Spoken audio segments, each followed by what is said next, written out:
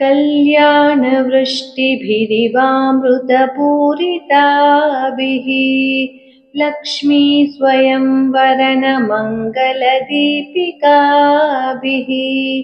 सेवाभिरम्भ तव पादसरोजमूले नाकारि किं मनसि भाग्यवतां जनानाम्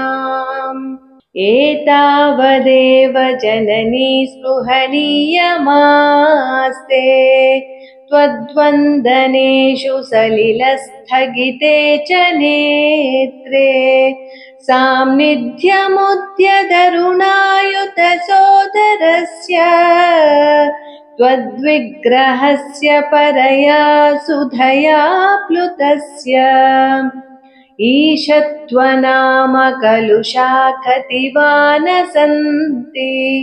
ब्रह्मादयः प्रतिभवं प्रलयाभिभूताः एकः स एव जननी स्थिरसिद्धिरास्ते यः पादयोस्तव सकृत् प्रणतिं करोति लब्ध्वा सकृत् त्रिपुरसुन्दरितावकीनम्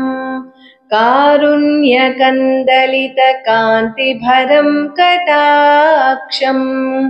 कन्दर्पकोटिसुभगास्त्वयि भक्तिभाजः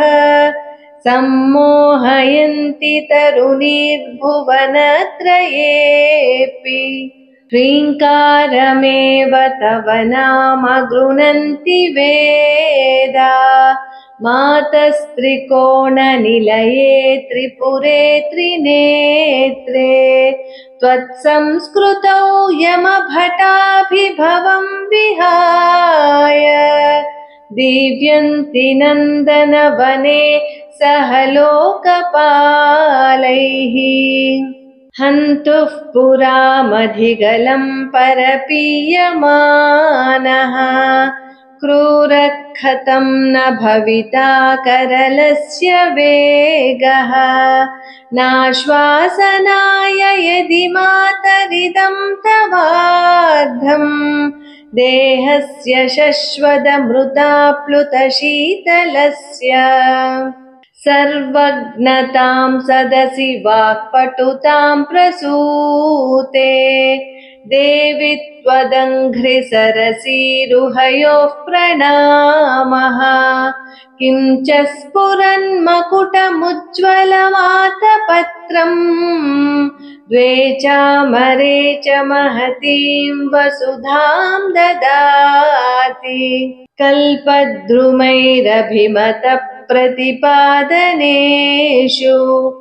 कारुण्यवारिधिभिरम्भवत्कटाक्षैः आलोकय त्रिपुरसुन्दरिमामनाथम् त्वय्येव भक्तिभरितं त्वयि बद्धतृष्णम् हन्तेतरेष्वपि मनांसि निधाय चान्ये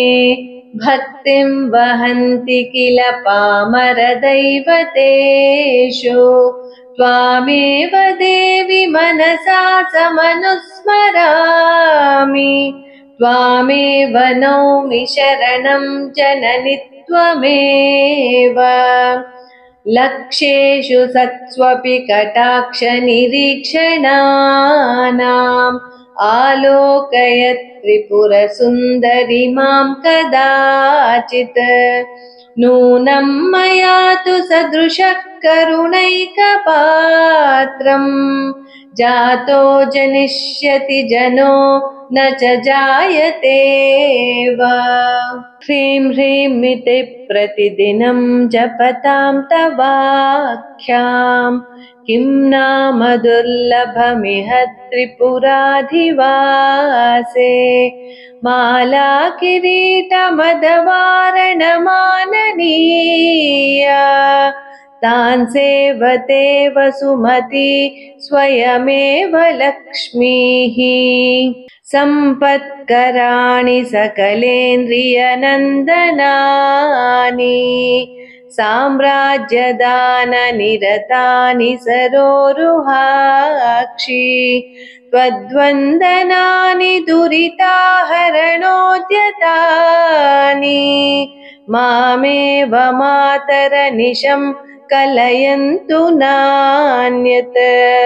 कल्पोपसंवृतिषु कल्पितताण्डवस्य देवस्य खण्डपरशोः परभैरवस्य पाशाङ्कुशैक्षवशरासनपुष्पबाणा सा साक्षिणी विजयते तव मूर्तिरेका लग्नं सदा भवतु मातरिदं तवार्धम् तेजः परं बहुलकुङ्कुमपङ्कशोणम् भास्वत्किरीटममृतांशुकलावतंसम् मध्ये त्रिकोणनिलयं परमामृतार्द्रम् ह्रीङ्कारमेव तव नाम तदेव रूपम् त्वन्नाम दुर्लभमिह त्रिपुरे गृह्णन्ति त्वत्तेजसा परिणतं वियदादिभूतम् सौख्यं तनोति सरसीरुहसम्भवादेः ह्रीङ्कारत्रयसम्पुटेन महता